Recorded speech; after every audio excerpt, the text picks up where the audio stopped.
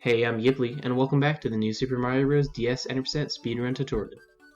In this bit of the tutorial, I'm going to show you how to set up your save files for practice, take a cursory glance at the route you'll take through the game, and address some of the difficulties you might face in each level. Let's start by setting up some practice files. Alright, so you have 3 files to use per cartridge of the game. The way that we set up our files is by having 1 empty for runs, and 2 that have at least completed the game for practice. You don't need to 100% the game, just as long as you've beaten Bowser in it, it should work fine. Keep in mind that you can duplicate files with the copy button, so you won't need to beat it twice. You can just copy one of them and duplicate it, so you have 2. For the files, it's usually best to have one with Mario or Luigi in a shell state, like I do on this one, or you have one in a fire flower state. Or you need to have one in a shell and a fire flower state, like I do over here.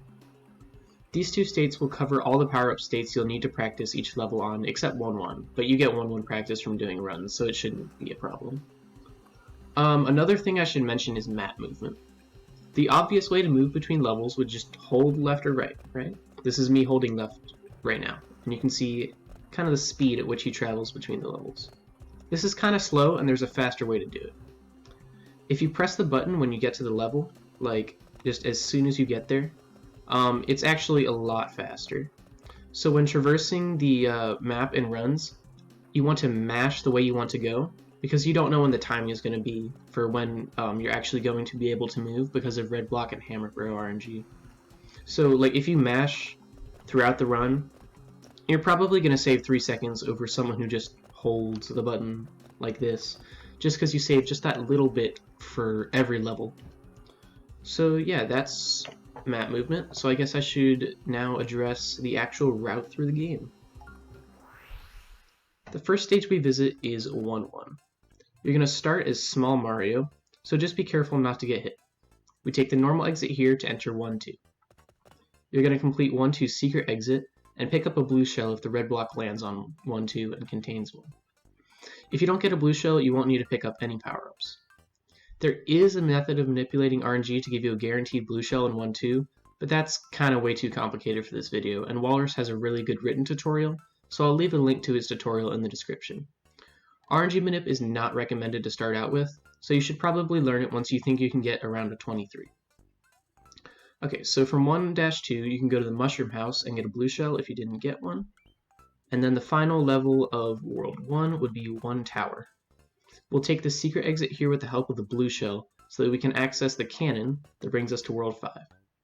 You need the blue shell to take the secret exit in 1 tower, so if you lose it before then, you're going to need to reset the run.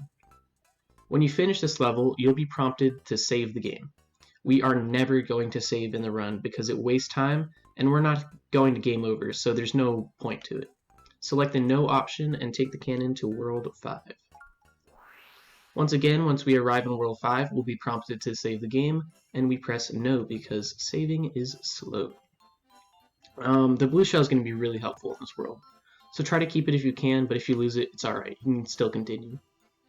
Another thing to note is that the red block and hammer bro RNG are pretty bad here, so I'll leave a link in the description to Glitch's RNG tutorial, or not tutorial, an RNG demonstration for RNG in Worlds 5 and 8, and that's a really good kind of enlightener of all the random stuff that goes on, and you can just randomly lose time.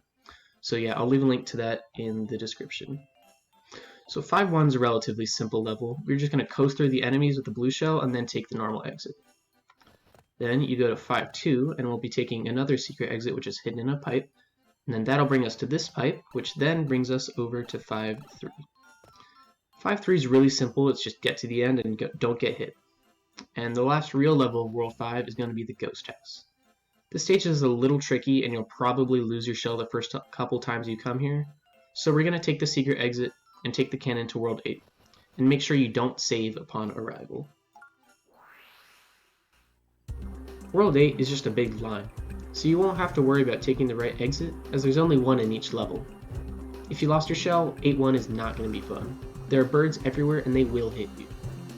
If you have your shell, it still won't be fun. There are tons of tight jumps, so don't be surprised if you lose it. Just move on to 8-2. 8-2 is the first level where swimming fast comes into play. You can save nearly 5 seconds just by having shell here. Try to watch out for the skeeters. 8 Tower is a fun but punishing stage where you can fall and lose tons of time. Try not to. You can also pick up a Fireflower here for later. Kill Bowser Jr. and move on to 8-3.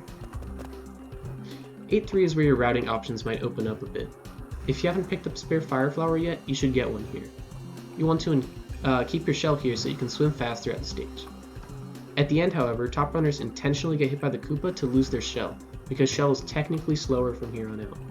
Getting hit is quite risky though, so you can choose to keep it if you want to make 8-4 slightly easier. In 8-4, you'll want to keep the shell till the end of the stage if you still have it and get hit by the Koopa. You're going to have to watch out for pixel stops.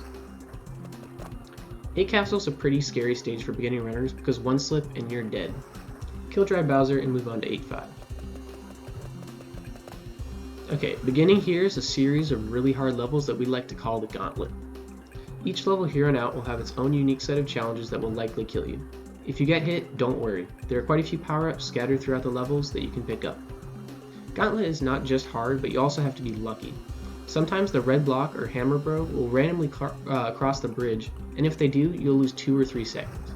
Once again, this is pure randomness and really isn't fun to deal with. So starting out here is probably the easiest level of Gauntlet, 8-5. Here you'll want to equip the Fire Flower you hopefully picked up in 1 Tower, 8 Tower, or 8-3. Moving on is likely the most technical level on the run, 8-6. It's a vertical level requiring a precise movement to do fast. Next, 8-7, a level that's got tons of tight things going on where you'll body some enemies with a star. The final really difficult level is 8-8 in Gauntlet. The meteors falling from the sky are completely random, so you'll need to have quick reactions to dodge them. You can pick up a star halfway through. Try to end the level with at least Big Mario. In 8 Tower 2, you can do a trick called Death Warp that involves taking damage twice and dying at the checkpoint to speed up the snake block. At the beginning, pick up the power-up from the box and do Death Warp if you want to, and I'll cover how to in the 8 Tower 2 level tutorial, and pick up as many power-ups as you can in the second half of the level. Finally, we reach Bowser's Castle. This is the last stage and one of the most grueling. You can take some damage boosts here if you want to save some time, but they are risky. After you hit the switch at the end, you're done with the game. So yeah, that's the route. If you have any questions, feel free to ask either me or another top runner in the Discord. So yeah, adios.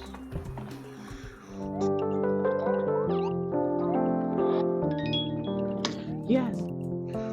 Yo? Yes, I did it! Yes! Yes! Let's go!